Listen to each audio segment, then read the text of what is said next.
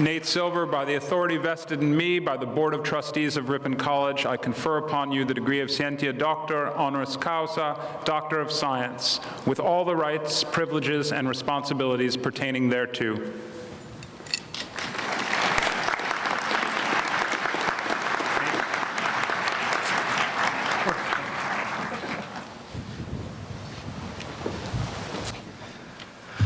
Well, thank you all very much. It's a tremendous honor to receive this degree and to be here with all of you today. And you guys, though, you all ought to be really, really proud of yourselves. I hope you'll remember this day as you set out into the world to build your families, your friendships, your lives, and your careers. I don't want to interfere too much with all the amazing things that you're going to accomplish, so I won't take up too much of your time, but I feel as though I'm among friends here in Ripon. I grew up in another Midwestern college town, East Lansing, Michigan. The people here, the landscapes, the unpredictable spring weather, the hatred of the Minnesota Vikings. All these things are comforting and familiar. The trees are just the right height here in Ripon. In fact, I wouldn't be here today if it weren't for the state of Wisconsin. My dad comes from Los Angeles, my mom from New York, which might as well be Mars and Venus. But they met one another in history class at the University of Wisconsin at Madison in 1965, and they've been together ever since. So P.S., Happy Mother's Day. So may the relationships that you've built here in Ripon last a lifetime, and may what you've learned here inside and outside of the classroom become the foundation for a set of values that you will always carry with you. These are Midwestern values, and as such, they are a mix of liberal values and conservative values. They are values like curiosity, openness toward new experiences, and tolerance for dissenting viewpoints, and they are values like perseverance, hard work, and responsibility. The theme of today's commencements is data and decisions. You're going to be entering a world in which there is vastly more data than ever before. According to IBM, 90% of the data in the world was created in the past 2 years alone. However, not very much of it has been transformed into useful knowledge that allows us to make better decisions as individuals and as a society. Instead, college graduates in America today face a future that may be more uncertain than ever. In 1994, according to the Department of Education, 87% of students with new bachelor's degrees were working full-time or part-time a year later. Today, that figure is just 73%. A college degree is still an incredible advantage and a good investment, so your parents shouldn't worry too much here, but the numbers for college graduates aren't quite as good as they used to be. It's no longer a guarantee of a good job or a successful career. That means you're going to have to make a lot of high-stakes decisions in your 20s and your 30s, and you're going to make plenty of mistakes. So you're going to need a good head on your shoulders and some good Midwestern values. Certainly data has produced tremendous progress in some individual industries. Baseball is one prominent example. The Cold War between stat geeks and traditionalists that Michael Lewis described in Moneyball a decade ago has been replaced by a harmony in which baseball teams use both quantitative and qualitative information to help guide their decisions. Even the Brewers now have a statistical analyst on their payroll, a guy who was writing a blog a few years ago, and incidentally the Brewers have made the playoffs twice in the past 6 years after failing to do so for 25 consecutive seasons before that. But baseball is more the exception than the rule. As should be apparent from the economic data I cited earlier, the past several years have been difficult for the United States and for much of the rest of the world.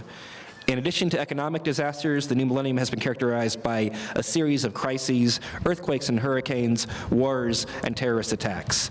Not all of these things could have been prevented, but they all involved some failure of analysis that magnified the consequences. Many seismologists in Japan, for example, wrongly concluded that an earthquake as large as the magnitude 9.0 that struck there in 2011 was physically impossible. So the Fukushima nuclear reactor was only designed to withstand a magnitude 8.6 earthquake instead. Some of the problem is with our politics. The values of some of those in Washington are incompatible with the ones we need to see the data clearly. I don't particularly like politics despite writing about them, but I can't come to Ripon without talking a little bit of politics. This is a unique setting, after all, a liberal arts college in the town that is known as the birthplace of the Republican Party. Ripon's politics have changed quite a lot, however. In 2000, the city of Ripon voted for George W. Bush 53% to 46% over Al Gore. So a close vote, but still a Republican-leaning town. Last year, however, the city of Ripon voted for Barack Obama 51% to 47% over Mitt Romney. The birthplace of the Republican Party just voted for a Democrat for president. So what's changed? I have a theory about this, but let me first relate a little bit from my own experience. Last year, I published a statistical model for the 538 blog at the New York Times, which sought to forecast the outcome of the presidential election. On election day last year, with a little bit of good luck, we got all 50 states right. But there was no particular wizardry or genius behind this model. There are a few trickier components, like figuring out the different combinations of states in the Electoral College. But mostly we're just taking an average of all publicly available opinion polls and applying a consistent set of rules to evaluate them and seeing where the data guides us. Lots of 538's competitors using similar techniques also did very well, getting 48 or 49, or also all 50 states right. Forecasting the outcome of a presidential election is a much simpler problem and frankly a much less consequential one than what some of you will face as you enter science, economics, business, or medicine. However, this simple model generated a tremendous amount of controversy. By election day last year, more people were conducting Google searches for my name than for Vice President Biden's. The forecasts were lauded by liberals to an extent that may have been unhealthy. I was the subject of a New Yorker profile that compared me to Justin Bieber. But I was vilified by some Republicans. One of them called me, quote, a thin and effeminate man with a soft-sounding voice, which actually could also be Justin Bieber. But that notwithstanding, somehow this was supposed to make Mitt Romney win Colorado. Others allege that the polls have been systematically skewed by a conspiracy of pollsters. Just prior to Election Day, some prominent Republican columnists predicted not only a Romney win, but a Romney landslide.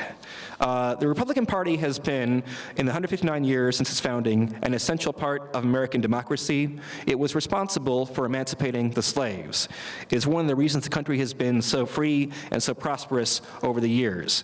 It has given us presidents like Lincoln, Teddy Roosevelt, like Eisenhower and Reagan. But recently, the party has not been living up to that legacy. In 2004, a Republican official in the Bush White House, later identified as Karl Rove, critiqued those in what he called the, quote, reality-based community, which he defined as those people who, quote, believe that solutions emerge from your judicious study of discernible reality. That's not the way the world works anymore, Rove said. We're an empire now, and when we act, we create our own reality. So why have people in Ripon turned away from the Republican Party? Because attitudes like Karl Rove's have had too much influence on our democracy and too much influence on the GOP and turned it away from the things that once made it great. Here in Ripon and elsewhere in the Midwest, we still believe in the judicious study of discernible reality. We believe in scientific and empirical and rational inquiry in the hope that we might fish out some wisdom from the sea of data. I want to emphasize that Karl Rove's values are in no way conservative. My beef is not with conservatives. Instead, Rove's idea that people in power forge their own reality is avant-garde, postmodern, and nihilistic. I also want to emphasize that liberals have no monopoly on the truth. Each of us, regardless of our political orientation, has just one inherently subjective and fairly narrow viewpoint as we grope around and seek to discover what the objective universe is really like. Having more data doesn't necessarily help. It may just make us more biased if we cherry-pick the data we like and ignore the rest. But for those of us who still believe in objective reality, the hope is that we can learn from our mistakes as we conduct experiments, make predictions, debate our ideas, and collect new evidence. Many ideas that sound great on television or which look great in a statistical model will fail when applied in the real world. Elections, as Rove learned last November, have a way of providing a reality check, and reality always wins. The sorting process occurs faster, however, when there is more competition between different techniques, viewpoints, and ideologies. This is the formula that has made the United States so successful over the years. A healthy Republican Party, a Republican Party that really is a conservative party and not a postmodern party, is very much in the nation's best interest. Likewise, it will be in your best interest to adopt both some liberal values and conservative ones. Which conservative principles, for instance, are so useful in a data-rich world? I mentioned some of them before: hard work, and responsibility. The data of daily use in the world today, as I hope I persuaded you, will not yield progress automatically. Instead, it will produce failures along with successes. Progress will be measured through hard work at the margin, through 2 steps forward and 1 step back, and not through leaps of faith into technology or the wisdom of technocratic elites. Likewise, some of the decisions that you make when you're 22 or 23 years old will not go as well as you've planned. Where the responsibility comes in is in being accountable for these failures. Accountability doesn't mean apologizing, it means learning something from your mistakes and changing your behavior the next time around. Another important conservative value is humility. We are all small creatures in an incredibly large and complex universe. When the science suggests that our best laid plans are failing, it's much more likely the fault lies with us, with our assumptions, and that the rest of the world has skewed the data against us. And then there are the liberal values that I mentioned, curiosity and open-mindedness. These are just as important. One of the most frustrating things for liberal arts graduates is that they go from a college environment of interdisciplinary study into a job or postgraduate program in which they may be specializing in one relatively narrow field. Some of you may become cynical and incurious as a result. You may find the set of friends you have a few years from now are less diverse in their values and their interests than the ones you have at Ripon right now. Not only does this entail the risk of boredom, it can also be a handicap in your decision-making. Studies of experts who make data-driven decisions find that they are more likely to be successful when they read widely, consult for advice broadly, and take a multidisciplinary approach rather than specializing too much. Likewise, in private business, startups that require their employees to take on a greater range of responsibilities sometimes topple much larger businesses that become bureaucratic and inflexible. Learning is a lifelong process and not one that ought to end here at Ripon. If you find yourself struggling early in your career because your job is challenging, that's okay. It will usually be worth forging ahead. But if you find that you're getting bored and aren't learning anything, it may be time for a change of course. You might even consider becoming a statistician. Here's one stat about statisticians. The number of jobs in the field has increased by 43% over the past 10 years. All of you, however, are going to be entering a world awash in data and statistics. Not to put too much pressure on you, but the decisions you make with that data will determine whether America remains a free and prosperous society. But if you can abide by the values that you've learned here in Ripon and not by the values that are predominant in Washington, D.C., I think you'll do very well for yourselves and for the rest of us. We Midwesterners believe in reality as much as we believe in the soil, the trees, the lakes, the Detroit Lions, and the Green Bay Packers.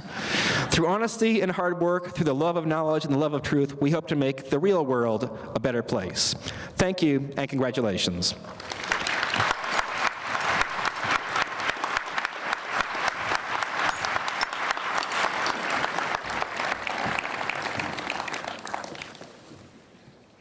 Thank you, Mr. Silver.